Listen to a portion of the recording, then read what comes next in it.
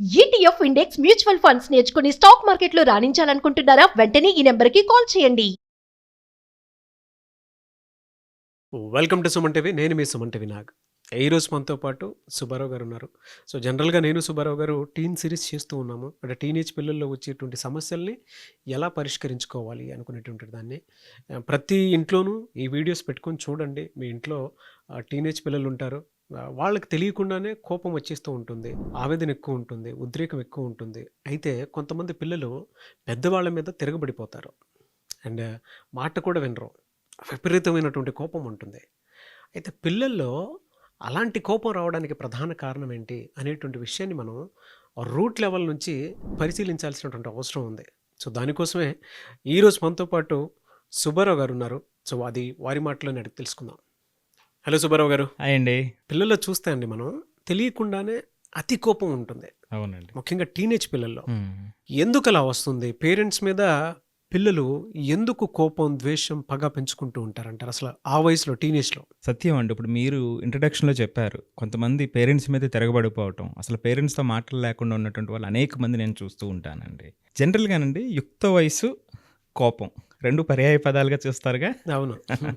కానీ అండి, కోపం అనేది లేకపోతే జీవితం ఎట్లా ఉంటుంది చెప్పండి. కోపం అనేది లేకపోతే ఈ రోజున ఈ ప్రపంచంలో వచ్చినటువంటి ఇన్నోవేషన్స్, క్రియేటివిటీకి అవకాశం ఉందంటారా? అలాగే నిన్న జరిగిన అమెరికా అధ్యక్షుడి మీద హత్యా ప్రయత్నం కూడా కోపం వల్లే జరిగిందండి. ఒక యుక్త వయస్కుడు. సో అందుకనే కోపం అనేటువంటిది చాలా ఇంపార్టెంట్ ఎమోషనల్ ఫీలింగ్ అండి. ఏమంటారంటే it is an most important feeling, comes from annoyance, displeasure and hostility అండి. సో ఆ బాధ నుంచి వచ్చినటువంటిది, వాళ్ళు అనుకున్నది దక్కకపోతే వచ్చేటువంటిది అండి శత్రుత్వం, జనరల్గా చెప్పేది. ఆ మూడోది పక్కన పెడితే ఈ రెండే కదండి పిల్లల్లో కనిపించేటువంటిది. సో మరి ఇట్లాంటి కోపం నేను ఎలా చూస్తానంటే, ఒక విమానం పైకి ఎగరాలనుకోండి, ఇంధనం అవసరం. ఆ ఇంధనమే కోపం అండి. ఎగిరిన తరువాత అది ఏ డైరెక్షన్లో వెళ్తుంది అనేటువంటిది మీ ఇష్టం. నేను ఇందాక చెప్పినట్టుగా ఇటుపక్కకి తీసుకెళ్తారు అనేటువంటిది మీ ఇష్టం. సో కోపం అనేది అంత ఇంపార్టెంట్ అనమాట అండి. Strong emotion. చెప్పినట్లు డిస్ప్లెజర్ అండ్ హాస్టాలిటీ అండి, శత్రుత్వం, వేరే వాళ్ళ మీద శత్రు. అది చిన్నపిల్లల్లో పెద్దగా ఉండదు కదండి. ఈ మూడిట్లో ఉండేటువంటి ఇమోషనే కోపం. అవును, తెలియకుండా స్ట్రాంగ్ ఫీలింగ్ ఎనాయింగ్ నుంచే వస్తుంది. ఆ బాధ నుంచి వస్తుంది. వేరే వాళ్ళు మనల్ని చిన్న చూపు చూసినా, మనం అనుకున్నది సాధించలేకపోయినా వచ్చేటువంటిది కోపం. అక్కడే ఒక అద్భుతం జరుగుతుందండి, నేను అది చెప్పేటువంటిది. సో మరి ఇప్పుడు మీరు చెప్పినట్టుగా యుక్త వయసులో ఎందుకు ఈ గొడవ అంతా వస్తుంది? నిన్నటి వరకు నా పిల్లవాడు ఎంతో ప్రేమగా గడిపినటువంటి వాళ్ళ మధ్య కమ్యూనికేషన్ కూడా చెడిపోయేటువంటి పరిస్థితి ఎందుకు వస్తుందంటారు? ఎందుకు వస్తుంది అంటే, యుక్త వయసు వచ్చేటప్పటికండి రకరకాల కారణాలు అక్కడ బయలాజికల్గా కానివ్వండి, సమాజం ద్వారా కానివ్వండి, కొన్ని కారణాలు వస్తాయండి. ఉదాహరణకి పిల్లల్లో వాళ్ళకు ఒక ఐడెంటిటీ క్రైసిస్ వస్తుంది, ఒక స్వతంత్రత కోరుకుంటారు అక్కడ. అదే సందర్భంలో నిన్నటి వరకు నాకు హీరోగా ఉన్న తండ్రి బయట పరిస్థితులు చూసి, అరే నా యొక్క నీడ్స్ ఇక్కడి వరకే మీట్ అవుతున్నాయనే కంపారిజన్ స్టార్ట్ అవుతుంది. సో వాళ్ళ లైఫ్ ఏదైతే కోరుకుంటున్నారో అది దగ్గరికి వెళ్తుందా వెళ్ళట్లేదా అనేటువంటి సందిగ్ధం ఏర్పడుతుంది. యుక్త వయసు వచ్చేటప్పటికే కదండి ప్రతిదీ కూడా ఒక రిజల్ట్ ఓరియంటెడ్గా తయారైపోతుంది. సో అలాగే ఒక కంపారిజన్, వీళ్ళకున్న కంఫర్ట్స్ బయట ఉన్నటువంటి కంఫర్ట్స్తో కంపారిజన్. వీళ్ళు అనుకున్నది నిన్నటి వరకు దానికి ఫలితం దిశగా ప్రయాణించలేదు, కానీ ఇప్పుడు ఈ రోజున ఫలితం వస్తుందా రాదా అనేది తేలిపోతూ ఉంటుంది యుక్త వయసు వచ్చేటప్పటికి. సో కాబట్టి ఈ కారణాలన్నీ కూడానండి కొంత వాళ్ళలో ఒక తిరుగుబాటు ధోరణి అనేటువంటిది చిన్నగా కనిపిస్తూ ఉంటుంది. సో అది చాలా సహజంగా కనిపిస్తుంది. దీన్ని మీరు సరిగా హ్యాండిల్ చేయకపోతే అది కోపం అవుతుందా, ప్రకోపం అవుతుందో మనకు తెలియదు. సో ఇది చాలా చాలా ఇంపార్టెంట్ అనమాట. ఇది జనరల్గా వచ్చేటువంటిది. మరి దీన్ని ఎలా హ్యాండిల్ చేయాలి? సో అసలు ఇది ఎందుకు వస్తుంది, లేకపోతే దీంట్లో ఉన్నటువంటి స్టేజెస్ ఏమిటి అనేటువంటిది చూసినప్పుడు ఇక్కడ నిజం ఏమిటంటే, నాగరాజు గారు ఇప్పుడు చెప్పాను, ఒక తిరుగుబాటు ధోరణి వస్తుందని. ఆ తిరుగుబాటు ధోరణి మీ జీవితంలో, నా జీవితంలో, చూసే వాళ్ళ జీవితంలో అందరిలోనే ఒక మలుపు వస్తుందండి. అందరిని రిక్వెస్ట్ చేద్దాం.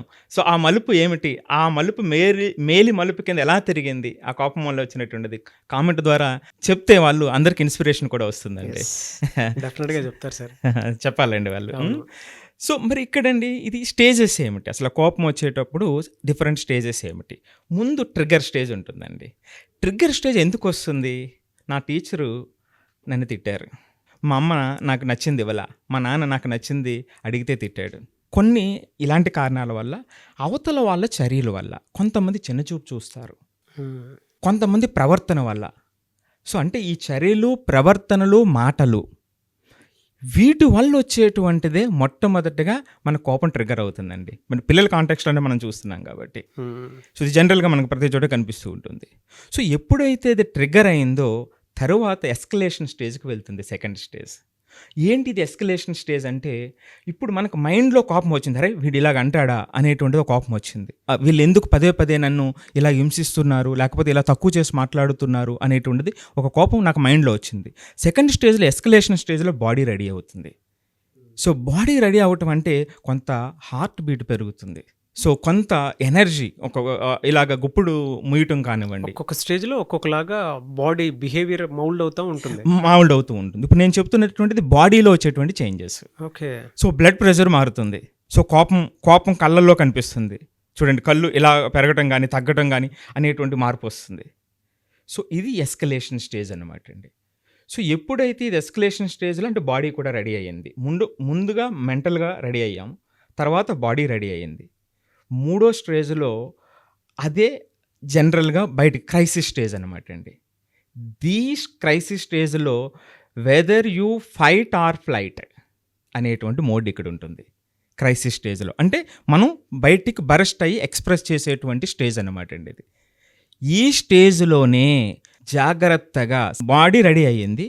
ఇక్కడ జడ్జిమెంటల్ యాటిట్యూడ్ కరెక్ట్గా ఉంటే, మైండ్ సెట్ కరెక్ట్గా రెడీ చేయగలిగితే అది ఫైట్ ఆర్ ఫ్లైట్ అన్న ఏదైతే అన్నామో అక్కడ ఆ మోడ్లో సరైనటువంటి ఆలోచన బయటకు వస్తుందండి. ఇది మూడో స్టేజ్ అండి. ప్రతి పిల్లల్లోనూ ఈ స్టేజెస్ జరుగుతాయి. అంటే జనరల్గా మనకే జరుగుతూ ఉంటాయి. బట్ పిల్లల్లో ఏంటంటే విపరీతమైనటువంటి ఆలోచనలతో కూడుకున్నటువంటి ధోరణి మనకి ప్రవర్తన రూపంలో కనిపిస్తూ ఉంటుంది. అది మీరు గమనించాలి. ఈ 3 స్టేజెస్ చెప్పారు కదా సుబ్బారావు గారు, అది మన పిల్లల్లో స్టేజ్ బై స్టేజ్ ఎలా మారిపోతూ వస్తూ ఉంది ఇవన్నీ మనకే తెలుస్తూ ఉంటుంది. ఆలోచన ఒకటి రాగానే ఇక్కడ ఒక తలనొప్పిలాగా స్టార్ట్ అవుద్ది. కోపం విపరీతంగా కళ్ళు పెద్దవి చేసుకుని చూస్తూ ఉంటాము. విపరీతమైన బాడీ తెలియకుండానే ఒక్కొక్క వణుకులాగా వస్తూ ఉంటేనే ఉద్రేకం వచ్చేస్తూ ఉంటుంది. అప్పుడు మన ప్రవర్తన మారిపోయి ఎవరి మీద పడితే వాళ్ళ మీద చూపిస్తూ ఉంటాం. అది ఎంత డ్యామేజ్ అని అంటే వర్బల్ అటాక్ అయ్యి ఉండొచ్చు, ఫిజికల్ అటాక్ అయినా అయ్యి ఉండొచ్చు. సో పిల్లల్లో ఇలా ఒక్కొక్క స్టేజ్ స్టార్ట్ అవుతూ ఉంటుంది. సో ఇక్కడ నుంచి అండి క్రైసిస్ స్టేజ్ దగ్గర నుంచి, మూడో స్టేజ్ దగ్గర నుంచి నాలుగవది రికవరీ స్టేజ్. సో అంటే ఏదో జరిగిపోయింది అక్కడ, మీరు చెప్పినట్టుగా అది ఫిజికల్ అటాక్ అయిందా లేకపోతే వెర్బల్ అటాక్ అయింది, ఏదో జరిగిపోయింది మొత్తం మీద. నాలుగో stage recovery stage. Okay. So ఈ రికవరీ స్టేజ్లో ఒక్కసారిగా మనం ఇందాకడ వరకు ఏదైతే ఎమోషన్స్ ఉన్నాయో అది విత్డ్రావల్ జరుగుతూ ఉంటుందన్నమాట అండి. కొంచెం మనం ఒక 15-20 నిమిషాలు సెటిల్ అవుతాం కదా, ఇప్పుడు ఎవరితో దెబ్బలాడాము, తర్వాత వెంటనే సెటిల్ అవుతాం చూసారా, అది రికవరీ స్టేజ్. తరువాత లాస్ట్ స్టేజ్ అండి, ఇది కూడా చాలా ఇంపార్టెంట్ స్టేజ్. మూడో స్టేజు, ఐదో స్టేజు జాగ్రత్తగా అబ్జర్వ్ చేసి పిల్లల్ని ట్రైన్ చేయగలిగితే ఈ కోపం నేను ఇందాక చెప్పినట్టుగా ఇన్నోవేషన్ క్రియేటివ్కి దారితీస్తుందండి. ఏంటిది లాస్ట్ స్టేజు అంటే ఇదే పశ్చాత్తాపపడటం, లేదా దాని గురించి ఆలోచించి అసలు ప్రాబ్లం ఎక్కడుందో తెలుసుకునేటువంటి అనాలిసిస్ చేయటం అనేటువంటిది లాస్ట్ స్టేజ్ అండి.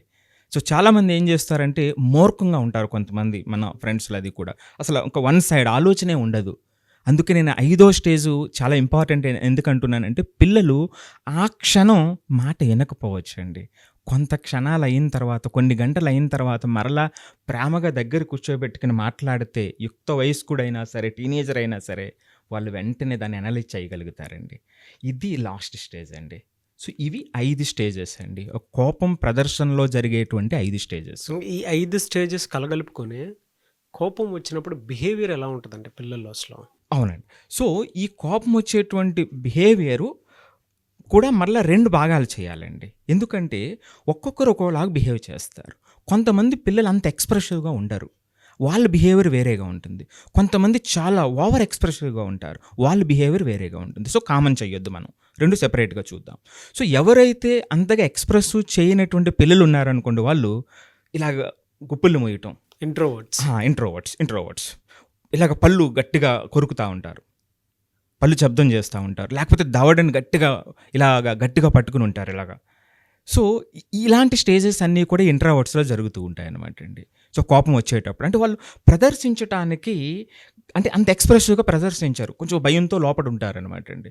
వీళ్ళలో కాకపోతే ఏమవుతుందంటే బ్లడ్ ప్రెషర్ బాగా పెరిగిపోతూ ఉంటుంది. వీళ్ళు ఎక్స్ప్రెసివ్ చెయ్యకపోవటం వల్ల దీర్ఘకాలంలో తరచుగా తలనొప్పి రావటం, కడుపు నొప్పి రావటం అనేటువంటిది చాలా ఎక్కువ వస్తూ ఉంటుందన్నమాట అండి వీళ్ళకి. సో ఈ పిల్లలకి ఎక్స్ప్రెసివ్ కానిటువంటి పిల్లలకి అంటే వాళ్ళ సమాధానం కూడా చెప్పరు, సోషల్ ఐసోలేషన్కి వెళ్తూ ఉంటారు. ఆ సందర్భం వచ్చిన వెంటనే భావంగా పక్కకు వెళ్ళిపోతూ ఉంటారు, సైలెంట్ ట్రీట్మెంట్, సైలెంట్గా ఉంటారు వాళ్ళు. ఇక తర్వాత వాళ్ళు ఓవర్ ఎక్స్ప్రెస్ ఎవరైతే ఉంటారో వాళ్ళు ఏం చేస్తారంటే మీరు ఇందాక అన్నట్టుగా మాటలతో ఎదురుదాడి చేస్తారు. అది తీవ్రత దాటితే చేతల వరకు కూడా వెళ్తుంది. తండ్రిని కూడా చూడడు, తల్లిని కూడా చూడరు. సో ఆ స్థాయికి వెళ్ళిపోతారు. కనీసం మాట పట్టించుకోకుండా ఉండేటువంటి పరిస్థితిలో ఉంటారు. వాళ్ళు ఏదైతే నమ్ముతున్నారో దాన్నే అసలు కనీసం పేరెంట్స్ యొక్క మాటకు విలువ కూడా ఇవ్వరండి. అంటే వాళ్ళు ఆ రోజు ఉన్నది పేరెంట్స్ వాళ్ళే, కానీ ఆ పేరెంట్స్కి చిన్న మాట విలువ కూడా ఇవ్వరండి. అంత డిమాండెడ్గా అంటే అరే పిల్లలు మన పిల్లలేనా అనేటువంటి స్థాయికి వెళ్ళిపోయినటువంటి వాళ్ళు వందల మంది మనం ఈ రోజున చూస్తూ ఉన్నాం, కౌన్సిలింగ్ చేస్తూ ఉన్నాం. అవునవును, మీరు కౌన్సిలింగ్ తీసుకుంటారు కదా. చాలా మంది అన్నీ ఈ స్టేజెస్ అన్నీ మా అబ్బాయిలో ఉన్నాయండి, మీరు మాట్లాడేది కరెక్టే అని ఓన్ చేసుకుని చూసేటువంటి వాళ్ళు కూడా ఉన్నారు మన ఆడియన్స్. ఎందుకంటే వాళ్ళ కోసమే మనం చేసేది కాబట్టి. మీరు మాట్లాడుతుంటే కూడా నాకు ఆ క్యారెక్టరిస్టిక్స్ అన్ని తెలుస్తూ ఉన్నాయి. టీనేజ్లో ఉండేటువంటి పిల్లలు సగం కంపారిజన్లోనే వేరే వాళ్ళతో కంపారిజన్ చేసుకొని సెల్ ఫోన్లో అడిక్ట్ అయిపోయి అండ్ ఒకలాంటి ట్రామాలోకి ఇరుక్కుపోయి సెల్ ఫోన్ కాంటెంట్కి అలవాటైపోయి వాళ్ళు అనుకునేటువంటి ప్లెజర్స్ కనుక ఎప్పుడైతే దొరకకుండా ఉంటుందో అండ్ వాళ్ళని ఎక్కడో బంధించేసినట్టు అనిపించడం, ఫినాన్షియల్ ఫ్రీడమ్ ఇవ్వకుండా ఉండేలా చేయటము, దాంతోపాటు ఎక్కడికి తిరగకుండా ఇచ్చేయొద్దు అంటే రెక్కలు వచ్చాక వాళ్ళు ఉండమంటే ఎందుకుంటారు? వాళ్ళకది మా హక్కు, మేము తిరుగుతాం అనుకున్నటువంటి మోడ్లోనే ఉంటారు. మీరు చెప్పిన క్యారెక్టరిస్టిక్స్ సిమ్టమ్స్ అన్నీ ఆ టైంలోనే ఉంటాయి. సో ఇక్కడ వీళ్ళలో ఇంకొకటి ప్రాబ్లం ఏంటంటే అండి, హై ప్రాబ్లం ఇప్పుడు మనం ఈ రోజున మాట్లాడుకోవాల్సినటువంటిది, వాళ్ళు సెల్ఫ్గా ఇబ్బంది పెట్టుకుంటూ ఉంటారు, శారీరక హింసకు గురవుతూ ఉంటారు. వాళ్ళే సెల్ఫ్ హార్మ్ కోపంలో. సో రెండవదండి అతి దారుణం ఏంటంటే ఇప్పుడు జరుగుతున్నటువంటి వ్యసనాలకు బానిస అవుతారండి. ఇప్పుడు సిగరెట్లు కాల్చడం కానీ, మందు కానీ, మాదక ద్రవ్యాలు కానీ అట్రాక్ట్ అయిపోతారు వీళ్ళు. కోపంలో చేసేటువంటి పనులు అనమాట. అంటే అతి మూర్ఖమైనటువంటి స్థాయికి వెళ్ళిపోతుంది. మీరు ఇందాక అడిగారు కదా స్టేజెస్ ఎలా ఉంటుంది అని. అంటే ఒకదాని తర్వాత ఒకటి నెక్స్ట్ లెవెల్కి వెళ్ళిపోతాయి అనమాట అండి. ఎక్కడ వెళ్తాయి, ఎవరికి వెళ్తాయి అనేటువంటిది అడిగితే మీరు నేనేం చెప్తానంటే అండి, ఇది ఎప్పుడూ కూడా ఈ స్టేజెస్ని ఎక్కడికక్కడ మనం ఆపగలిగితే అక్కడితో ఆగిపోతుందండి. నేను ఇందాక అన్నట్టుగా ఆ ఇన్నోవేషన్, క్రియేటివిటీకి ఆ ఎనర్జీ డైవర్ట్ అవుతుంది. లేకపోతే వాళ్ళ మధ్య మాటల సంబంధం కూడా దూరం అయిపోయి ఈ యొక్క 2-3 స్టేజ్లకి మాదక ద్రవ్యాల స్థాయికి కూడా వెళ్ళిపోయేటువంటి పరిస్థితి ఈ రోజున సమాజంలో ఉంది అని చెప్పడంలో ఎటువంటి సందేహం లేదు. సో ఎప్పుడైతే నేను చెప్పేది ఒక్కటేనండి, ప్రతి పేరెంటు కూడా టీనేజర్స్కి వచ్చిన తర్వాత మీరు సమయం ఇవ్వకపోతే, మీరు ఎన్ని సౌకర్యాలు ఇచ్చినా ఏమిచ్చినా సరే వ్యర్థం.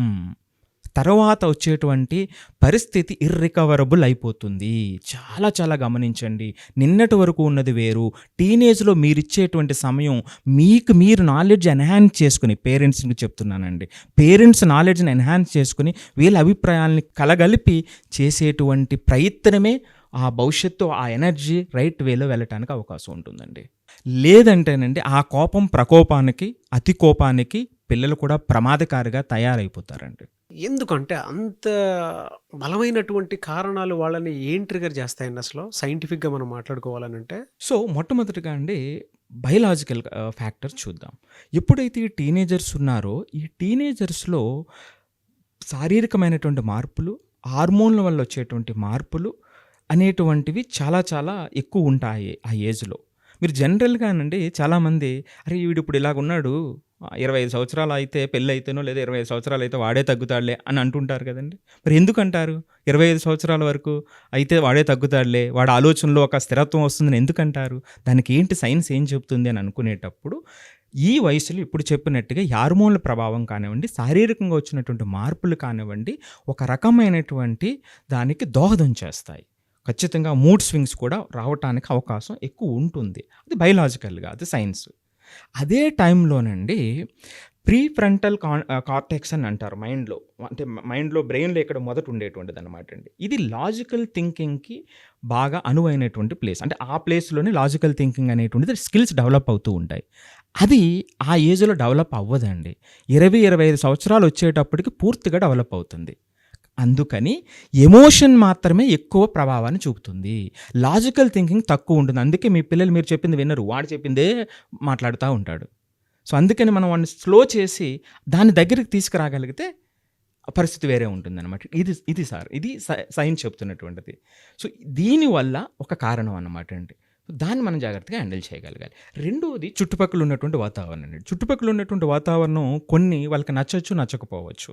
కొంతమంది నచ్చచ్చు, కొంతమంది నచ్చకపోవచ్చు.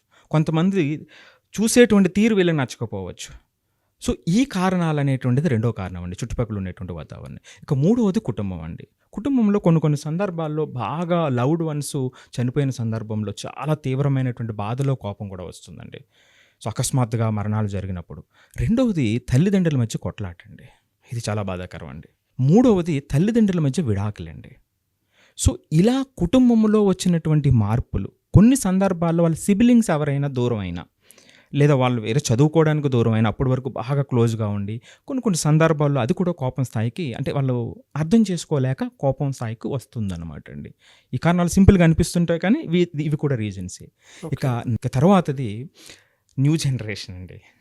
ఇప్పుడు న్యూ జనరేషన్, ఈ న్యూ జనరేషన్లో పేషెన్స్ తక్కువ, అనుకున్నది అనుకున్నట్టు వచ్చేయాలి. Z generation, alpha generation. So వీళ్ళు ఏంటంటే అనుకున్నది అనుకున్నట్టు వచ్చేయాలి. రెండవది కంపారిజన్ అండి. మన చిన్నప్పుడు కంపారిజన్ తక్కువ ఉండేది. ఇప్పుడు పిల్లలు పేరెంట్స్ని కంపేర్ చేస్తారు. ఆ పేరెంట్స్ ఏ సౌకర్యాలు ఇస్తున్నాడు, నా నాన్న ఏమి ఇస్తున్నాడు అనేటువంటిది. ఇది నాలుగో కారణం అండి, ఇప్పుడు ఈ ప్రజెంట్ ఉన్నటువంటి కారణం అనమాట అండి. సో ఈ కారణాలు వీటి కోపానికి, అంటే వాళ్ళలో నేను ముందే డెఫినేషన్ చెప్పాను, బాధ, డిస్ప్లెజర్ అనేటువంటిది చెప్పాను. సో చూసారా, అవన్నీ కనెక్ట్ అవుతూ ఉన్నాయి. సో కాబట్టి వీటిని మనం కంఫర్ట్స్ బ్రేక్ అయినా, వాళ్ళకి నచ్చింది దొరకకపోయినా, కంపారిజన్లో వాళ్ళు ఎక్కడన్నా తక్కువ అవుతున్నాను అని అనిపించినా కూడా ఆ ఎమోషన్ బలంగా ట్రిగర్ అవుతుంది. మనిషి మొత్తాన్ని తెలియకుండానే ఒక ఈగో కిందకి తీసుకుని వెళ్ళి కంటి ముందు అతనికి కనిపించేదే ప్రపంచం, మిగతా వాళ్ళందరూ కూడా ఇది కనిపించదు, అంత బ్లర్ అయి ఉంటుంది. నా భాషని నన్ను అర్థం చేసుకునేటువంటి మనుషులు లేరు అనుకునేటువంటి ఆలోచనలోకి వెళ్ళిపోతూ ఉంటారు. అవును. మరి దీనికి ఎలా సార్, అంటే పిల్లలు దీని నుంచి బయటపడాలి అని అంటే ఎట్లా? సో ఒకటండి, రైట్ ట్రీట్మెంట్ కావాలండి దానికి. సో వాళ్ళు మన దగ్గరికి వచ్చి ట్రీట్మెంట్ తీసుకోవచ్చండి. లేదు అంటే మీకు రెండో వీడియో కావాలంటే, పార్ట్ 2 కావాలంటే పార్ట్ 2 ఇస్తామండి. పార్ట్ 2 కావాలి అంటే, సొల్యూషన్ కావాలంటే ప్రతి టీచరు, ప్రతి పేరెంట్ కూడా కింద కామెంట్ బాక్స్లో పోస్ట్ చేయండి దయచేసి. ఎందుకు అని అంటే ఇది మీకోసం, మీ పిల్లల కోసం అండ్ మన సమాజం కోసం, మన కోసం చేసుకున్నటువంటి సిరీస్ ఇది. యూట్యూబ్లో ఎక్కడ వెతికినా వీటికి సంబంధించినటువంటి వాటిల్లో మీకు కాంటెంట్ కనిపించకపోవచ్చు.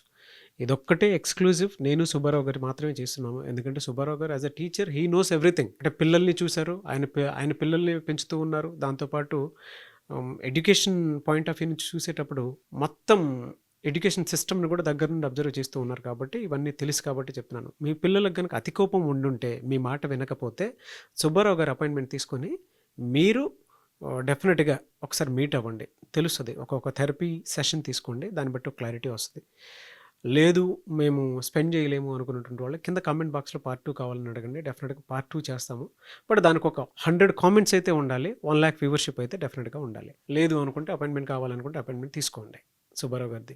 అంటే పర్సనల్గా ఎవరైనా కూర్చొని 1-to-1 సెషన్ కావాలి అనుకుంటే అలా అప్రోచ్ అవ్వచ్చు. Anyways thank you and thank you so much for the video sir, very detailing information. Thank you అండి.